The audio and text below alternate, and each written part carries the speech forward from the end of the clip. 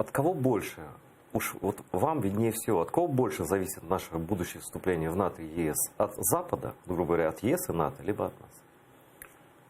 А це не можна порівнювати. Тобто ми маємо пройти свій шлях, а вони мають пройти свій шлях до консенсусу. От зараз в НАТО дійсно немає консенсусу щодо надання перспективи членства Україні зараз. Його немає.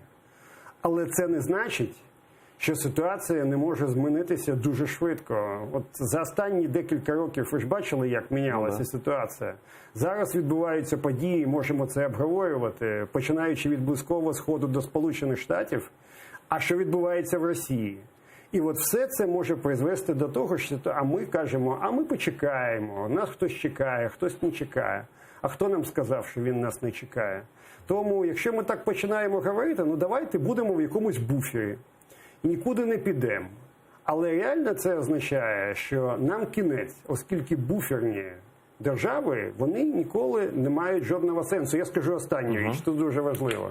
Колись було багато конференцій різних, євроінтеграція, і казали, а Україна може бути мостом між Європою і Росією? Я завжди казав, я не хочу бути мостом, оскільки по мосту будуть слони, бігемоти якусь бігати.